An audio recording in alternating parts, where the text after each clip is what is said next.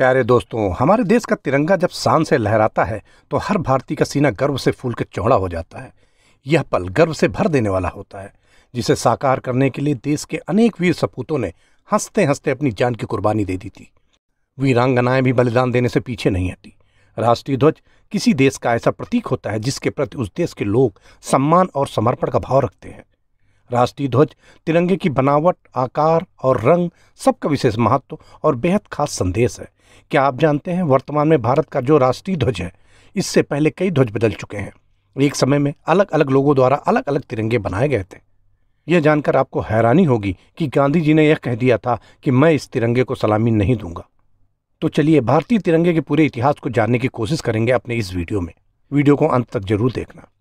दोस्तों, वीडियो में आगे बढ़ने से पहले आप सबसे एक छोटा सा अनुरोध है। हमें आपके समर्थन और प्रोत्साहन की आवश्यकता है। कृपया हमारे चैनल को सब्सक्राइब करें। हम नए वीडियो लाने के लिए हमेशा मेहनत करते हैं और आपके सपोर्ट से हमें मोटिवेशन मिलता है।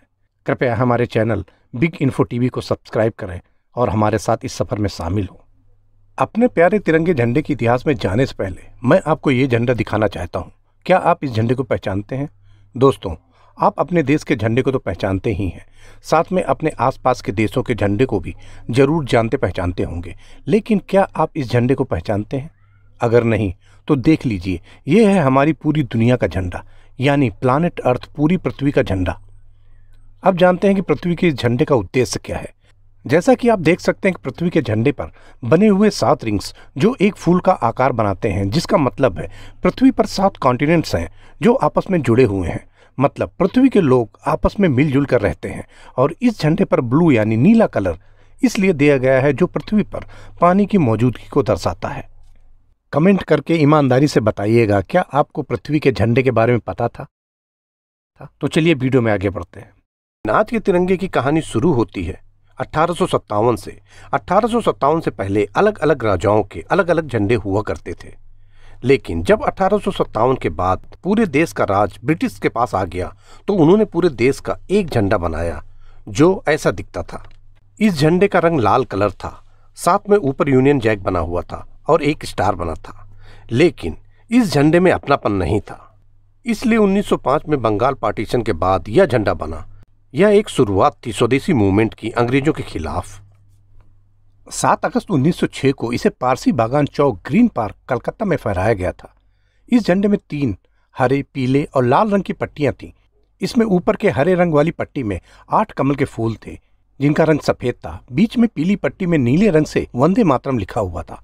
इसके अलावा सबसे नीचे वाली लाल रंग की पट्टी में सफेद रंग से चांद और सूरज के चित्र अंकित थे। दूसरा झंडा। भिकाजी रुस्तम कामा भारतीय मूल की फ्रांसीसी नागरिक थी जिन्होंने लंदन, जर्मनी तथा अमेरिका का भ्रमण कर भारत की स्वतंत्रता के पक्ष में माहौल बनाया था। जो एक सुप्रसिद्ध स्वतंत्रता संग्राम सेनानी थी। उन्हें और उनके कुछ क्रांतिकारी साथियों ने, जिन्हें निर्वासित कर दिया गया था, साल 1907 में जर्मनी के शहर स्टुटगार्ट में इंटरनेशनल सोशलिस्ट कांग्रेस का आयोजन किया जा रहा था। इस कांग्रेस में हिस्सा ले रहे सभी लोगों के देशों का झंडा लगा हुआ था, लेकिन भारत के लिए ब्रिटिश झंडा था। मैडम कामा को यह स्वीकार नहीं था। उन्होंने एक नया झंडा बनाया और सभा में फहराया। झंडा फहराते हुए भिकाजी कामा ने कहा, यह भारत का झंडा है जो भारत के लोगों का प्रतिनिधित्व करता है। विदेशी भूमि पर फहराया जाने वाला यह पहला भारतीय ध्वज था। इसे भारत की स्वतंत्रता का ध्वज का नाम दिया गया। अब यह झंडा पुणे के केसरी मराठा लाइब्रेरी में संरक्षित करके रखा गया है। साल 1917 में तीसरा झंडा बनाया गया। अब बात करते हैं तीसरे झंडे की। तो ये बिल्कुल अलग तरह का झंडा था। 1916 में एनी बेसेंट और लोकमान्य तिलक के द्वारा होम रूल लीग की स्थापना की जाती है। उस समय जो मुख्य रूप से हमारे भारत देश के क्रांतिकारी थे, उनका एक ही उद्देश्य था कि किसी तरीके से अंग्रेजों से हमें डोमिनियन स्टेटस मिल जाए, यानी कि अंग्रेजों का हमारे देश के ऊपर शासन तो हो, लेकिन हमारे देश के जो भी इंटरनल मैटर हों, पॉलिसीज बनाने का काम हो या फिर देश में अन्य चीज़ें लागू करने का काम हो, वह अधिकार भारत को दे दिया जाए। और इसलिए आप देख सकते हैं कि यह एक अलग तरह का झंडा है। उसको एनी बेसेंट और लोकमान्य तिलक ने लॉन्च किया था। इस झंडे में आप लोग देख सकते हैं सबसे ऊपर की ओर ब्रिटेन का यूनियन जैक बना हुआ था। इसके अलावा हमारे सप्तऋषि तारा मंडल भी मौजूद है। चांद और सूर्य को भी अंकित किया गया है। यह 5 लाल रंग की पट्टियां और 4 हरे रंग की पट्टियों से बना हुआ था। यह झंडा लोगों में ज्यादा लोकप्रिय नहीं हुआ। साल 1921 में चौथा झंडा बनाया गया। 1916 में आंध्र प्रदेश के एक युवक पिंगली वेंकैया ने एक ऐसे झंडे के बारे में सोचा जो सभी भारतवासियों को एक धागे में पिरोकर रखे। उनकी इस पहल को ए.बी. बोमान और उमर सोमानी जी का साथ मिला और इन तीनों ने मिलकर नेशनल फ्लैग मिशन की स्थापना की। पिंगली वेंकैया ने साल 1916 से 1921 तक करीब 30 देशों के राष्ट्रीय ध्वज का अध्ययन किया, जिसके बाद उन्होंने 31 मार्च 1921 को भारत का राष्ट्रीय ध्वज डिजाइन किया। उस समय के तिरंगे और आज के तिरंगे में थोड़ा फर्क है। तब तिरंगे में केवल लाल और हरे रंग की पट्टी थी और इसके बीच में गांधी जी का चरखा बना हुआ था। महात्मा गांधी जी का कहना था कि लाल रंग हो गया हिंदूज का और सिखों का, हरा रंग हो गया मुस्लिमों का, लेकिन इस देश में बहुत सारी माइनॉरिटीज हैं, हम उन्हें नजरअंदाज नहीं कर सकते। इसलिए झंडे में सफेद रंग जोड़ा गया जो देश में मौजूद अन्य धर्म माइनॉरिटीज को दर्शाता है। लेकिन 1931 में एक प्रस्ताव पारित होने के बाद लाल रंग को हटाकर उसकी जगह में केसरिया रंग कर दिया गया। 1931 में कांग्रेस ने कराची के अखिल भारतीय सम्मेलन में केसरिया, सफेद और हरे तीनों रंग से बने इस ध्वज को सर्वसम्मति से स्वीकार किया। इस नए झंडे को इंडियन नेशनल कांग्रेस ने आधिकारिक रूप में अपनाया था। साल 1931 भारतीय ध्वजों के इतिहास में एक उल्लेखनीय वर्ष के रूप में दर्ज है। इस ध्वज को सुभाष चंद्र बोस की आजाद हिंद फौज ने भी अपनाया था। सदियों के संघर्ष के बाद वह दिन भी आने वाला था जब भारत को अंग्रेजों से पूरी तरह से आजादी मिलने वाली थी। इस बीच 22 जुलाई 1947 को राजेंद्र प्रसाद की अगुवाई में गठित कमेटी ने स्वतंत्र भारत के राष्ट्रीय ध्वज को मान्यता दी। 1931 में बने झंडे को ही एक बदलाव के साथ प्रस्तुत किया गया। इस झंडे में 3 रंग केसरिया, हरा और सफेद रंग बरकरार रखे गए, पर चरखे की जगह में सम्राट अशोक के 24 तीलियों वाले धर्मचक्र को रिप्लेस कर दिया गया था। इस तरह से स्वतंत्र भारत को उसका राष्ट्रीय ध्वज तिरंगा मिला था। महात्मा गांधी जी तिरंगे से चरखा हटाए जाने पर नाराज थे और उन्होंने आजादी से एक सप्ताह पहले इसका इजहार भी किया। इस बात को गांधीवाद स्कॉलर और रिसर्चर L.S. रंगाराजन ने कुछ साल पहले अपने एक लेख में प्रकाशित किया था। आइए अब जानते हैं हमारे राष्ट्रीय ध्वज तिरंगे के तीनों रंग और उनके महत्व के बारे में। हमारा ध्वज 3 रंग की पट्टियों से बना है, जिसमें ऊपर से नीचे के क्रम में केसरिया, सफेद और हरा रंग है। इसके अलावा ध्वज के बीचों बीच सफेद रंग की पट्टी में सारनाथ स्थित अशोक स्तंभ से लिए गए 24 तीलियों से बने नीले रंग के चक्र को दर्शाया गया है। ध्वज में केसरिया रंग शक्ति और साहस को दर्शाता है, सफेद रंग शांति और सच्चाई को दर्शाता है और हरा रंग धरती की उर्वरता, वृद्धि और शुभता का प्रतीक है।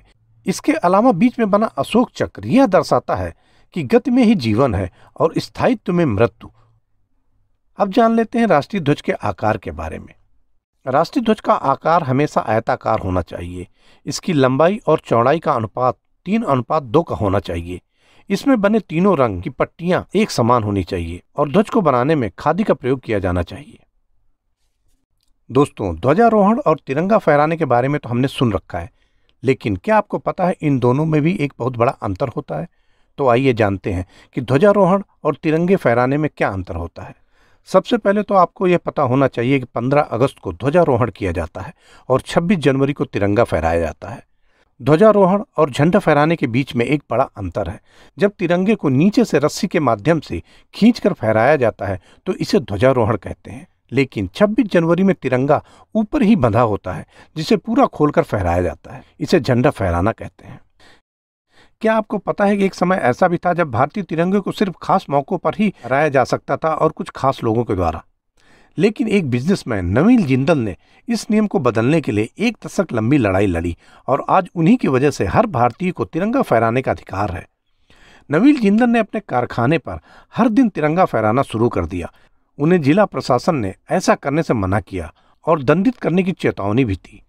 नवीन जिंदल को यह बात अखर गई। वह खुद और भारत के नागरिकों को अपने राष्ट्र ध्वज को निजी तौर पर फहराने के अधिकार को लेकर दिल्ली हाई कोर्ट और सुप्रीम कोर्ट का दरवाजा खटखटाया और अंत में देश की सबसे बड़ी अदालत ने इसके पक्ष में फैसला दिया।